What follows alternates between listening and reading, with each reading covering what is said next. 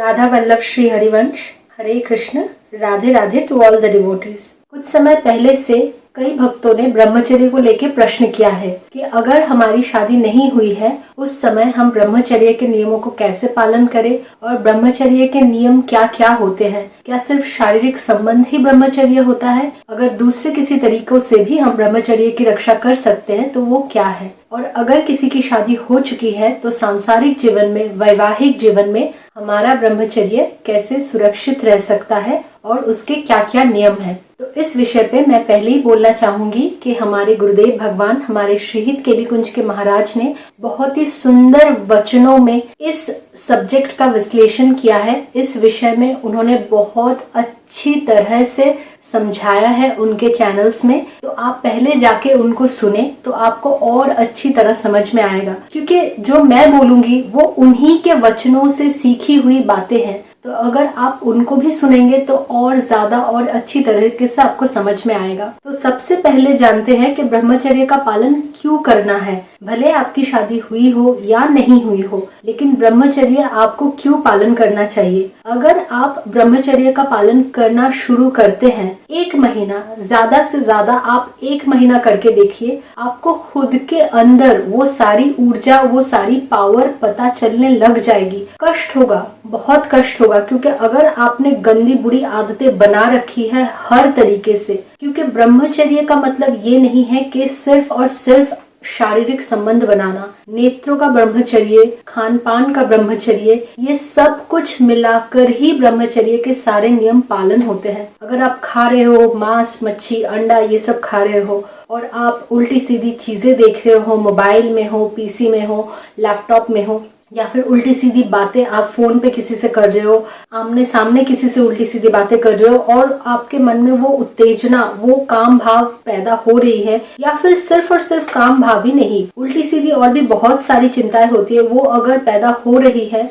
तो आपका ब्रह्मचर्य कभी पुष्ट नहीं रह पाएगा। तो पहली बात, इन कष्टों से लड़के, इन कष्टों के साथ संघर्ष करके ही आपको ब्रह्मचर्य के नियमों का पालन करना होगा, क्योंकि ये भक्ति की तरह ही है, ये इतना आसान नहीं है। और जैसे मैंने कहा कि ब्रह्मचर्य का पालन क्यों करना है, क्योंकि अगर आपने 1 महीना, 2 महीना, 6 महीना आप रह गए ब्रह्मचर्य के नियमों में, भले आप पुरुष हो या नारी हो, आप देखने लगेंगे अपने अंदर वो जो ग्लो होता है ना, क्योंकि ऑरा और ऊर्जा ये सब बहुत बड़ी बड़ी बातें हो जाती है, लेकिन आप अपने स्किन, अपने बालों में, सब कुछ में ना वो देखना शुरू करेंगे। भले ही आप कोई महंगी क्रीम ना लगाते हो, महंगे शैम्पूज और महंगे कंडीशनर्स ये सब ना यूज करते हो, लेकिन फिर भी आपको समझ में आ जाएगा कि अंदर से आपका कॉन्फिडेंस बूस्टअप हो रहा है, क्योंकि बाहर से वो ग्लो शायद ही दिखने में थोड़ा सा टाइम लगे, लेकिन वो जो आत्मविश्वास है, वो जो अपने अंदर एक ऊर्जा है, वो आप महसूस करने लगेंगे।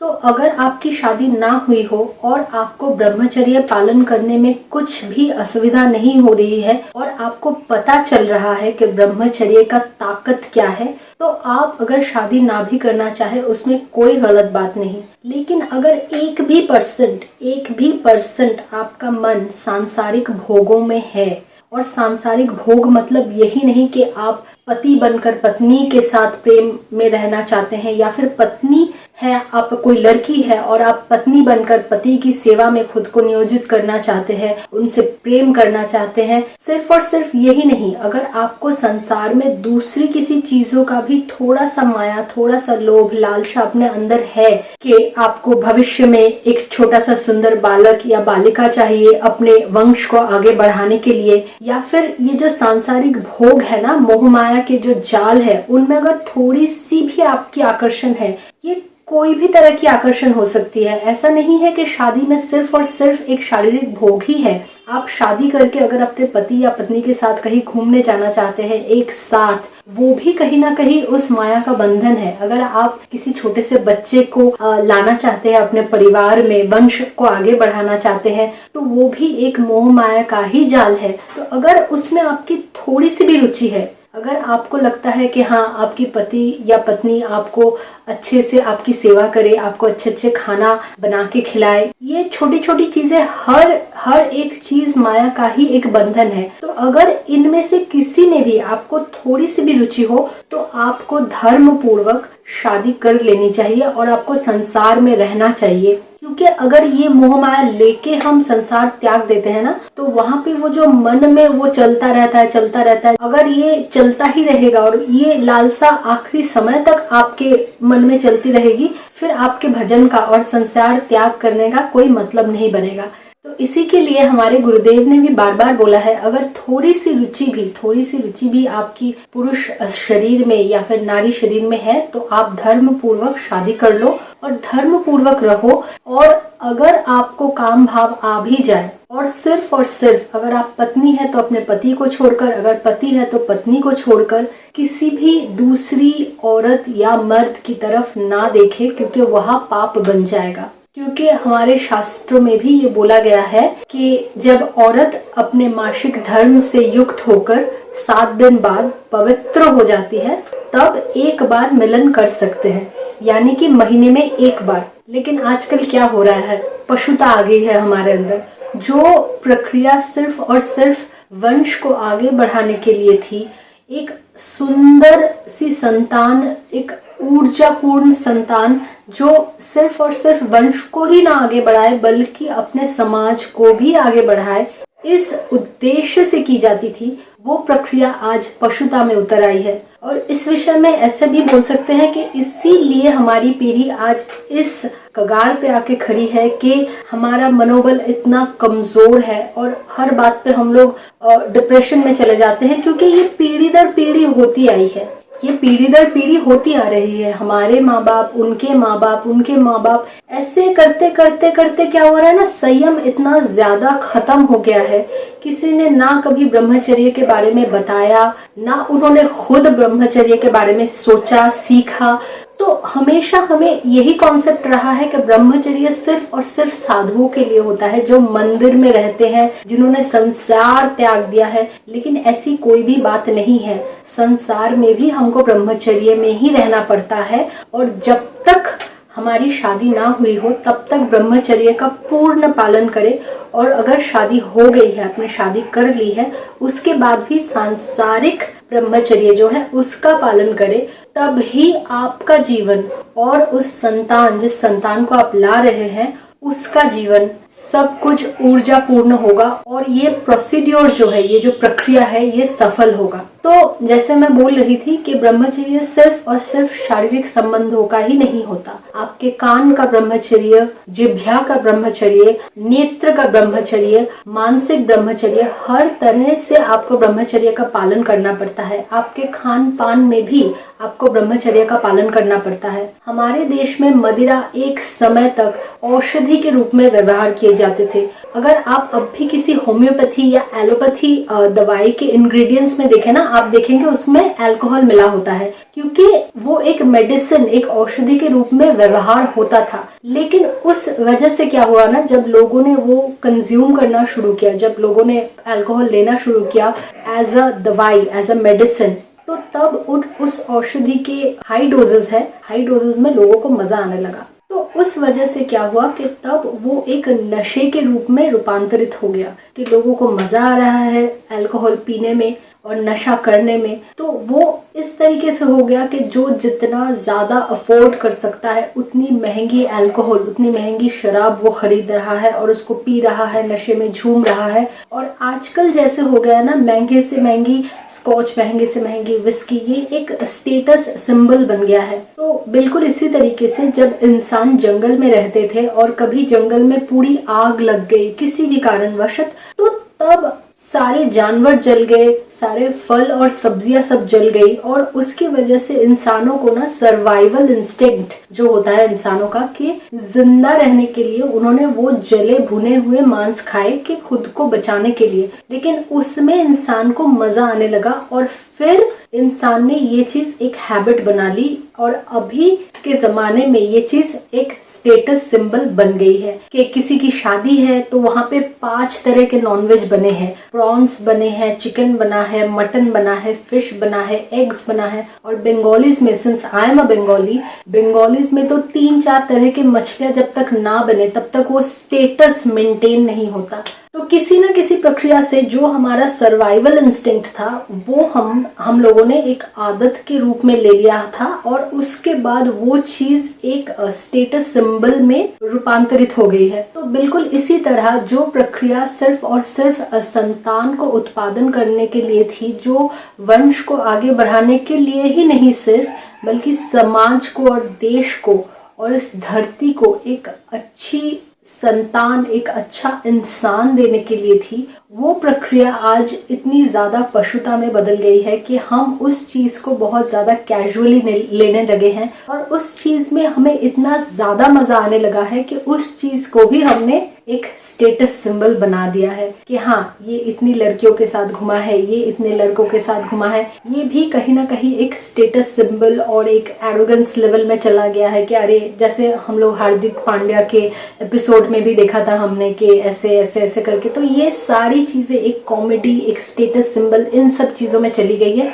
कि हमें इन चीजों में मजा आने लगा है। तो जैसे आपको अपने खान पान में ब्रह्मचर्य लाना है, आपके नेत्र, आपके कान, आपकी जबान, इन सब चीजों में ब्रह्मचर्य लाना है, उसके साथ ही साथ कुछ और भी चीजें हैं। जैसे आपको शुद्ध आहार भी ऐसे तरीके से करना है कि आपके अंदर कब्ज ना बने, क्योंकि अगर कब्ज बनेगी तो ब्रह्मचर्य नष्ट होने का बहुत ज्यादा चांसेस है। क्योंकि पेट के अंदर जब वो बदहजमी वगैरह होने लगती है ना, तब हमारे माइंड को भी वो बहुत ज्यादा मैनिपुलेट करती है, बहुत ज्यादा हमारे माइंड को डिस्टर्ब करने लगती है। और उसी के साथ आप अपने उन विशेष अंगों को जहाँ से काम भाव आ सकता है गलत तरीके से ना छुए, भले ही आपको कितनी ही इच्छा हो, आप अपने माइंड को डाइवर्ट करें।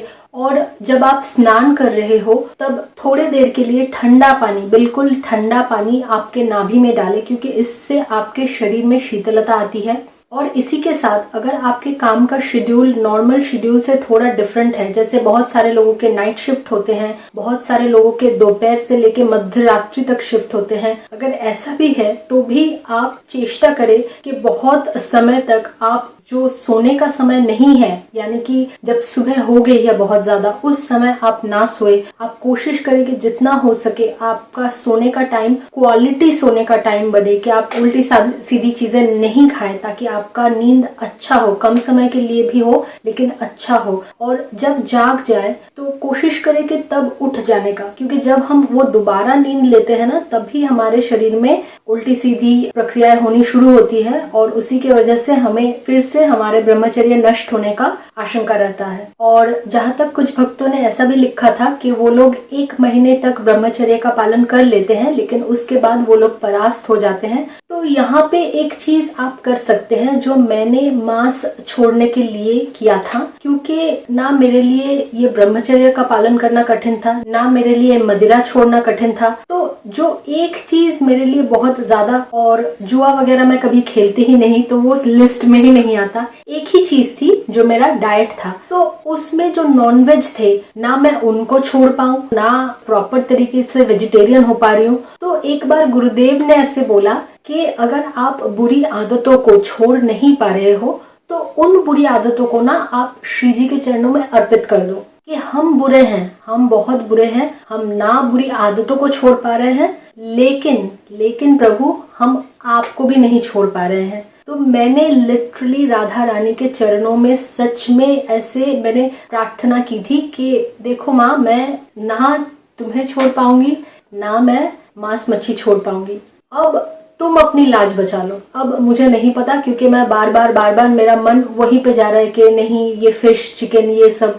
उसी में जा रहा है, क्योंकि मैंने बचपन से खाने पीने का बहुत कष्ट देखा है, बहुत मतलब मैं बता नहीं सकती, कुछ अबनॉर्मल कष्ट है ये, तो मैं उस तरीके से बता नहीं सकती। लेकिन इतना ज्यादा देखने के बाद ना ऐसा होता था कि मतलब अच्छा खाना कहीं पे बनाया खाना मिल जाए तो मतलब मैं खुद को लकी समझने लगती थी कि चलो आज हाथ जलाकर खाना नहीं बनाना पड़ेगा। तो इसी वजह से मांस और मच्छी ये सब छोड़ना मेरे लिए डिफिकल्ट था। लेकिन जब मैंने राधा रानी के चरणों में अपने आप को समर्पित किया, तब से मैंने देखा कि वो चीज मेरी छूटती गई, अपने आप ही छूटती गई। ऐसे ऐसे सिचुएशंस बने, राधा राधा राधा राधा करके मतलब वो मेरी छूट ही गई। और अब मेरा मनोबल इतना आहिस्ते आहिस्ते बढ़ रहा है। मैं नहीं बोलूंगी कि एकदम पक्की हो गई हूँ, क्योंकि गुरुदेव भी ऐसा बोलते हैं, कभी ऐसा मत बोलना, क्योंकि फिर ही माया पटक देगी। हमेशा बोलना कि मैंने उसको दबा के रखा है, अपनी इच्छा को दबा के रखा है। जैसे ब्रह्मचर्य में हम बहुत सारी चीजों को दबा के रखते हैं कि नहीं उत्तेजित होना है,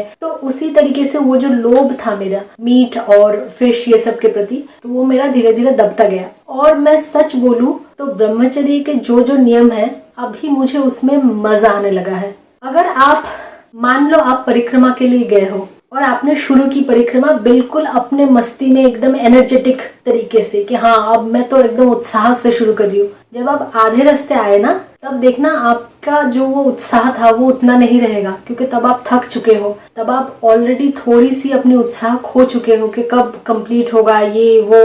और तब आपको बहुत सारी इच्छाएं हो रही है कि थोड़ा सा खाना खा ले, थोड़ी सी किसी से बात कर ले, लेकिन आप वो नहीं कर पा रहे हो। लेकिन उन चीजों को मेंटेन करते करते जब आप लास्ट एकदम परिक्रमा के आखिर में पहुंच गए, आपने परिक्रमा कर ली, उस वक्त जो आनंद आता है ना, उस वक्त जो संतुष्टि मिलती है, जो पूर्णता मिलती है अपने आप में, वो चीज हर दिन हर पल मैं श्री जी की कृपा से महसूस करती हूँ जब मैं ब्रह्मचर्य के नियमों का पालन करती हूँ। हर पल, अभी अगर मैं किसी के घर भी जाती हूँ, वहां भी अगर मैं मतलब मुझे परोसा जाए या फिर मुझे कहा जाए कि ऐसी ऐसी चीजें बनी है जो मुझे एक जमाने में मेरी फेवरेट हुआ करती थी नॉनवेज में, मेरा मन ही नहीं करता। ऐसा होता है ना कि सुगंध आता है फिर मन कर लेता है, मन ही नहीं करता। मेरा मन बस यही करता है कि नहीं ये तो मैं खा नहीं सकती, नहीं नहीं नहीं नहीं, मुझे वेज दो, भले आप दाल चावल दो, लेकिन वेज ही खाना है मुझे। और अगर हम सच माने तो वेजिटेरियन आइटम्स में इतनी ज्यादा वैरायटी है ना, सच बोले तो जरूरत ही नहीं है। अगर आप अपने मन को मना सके तो जरूरत ही नहीं है।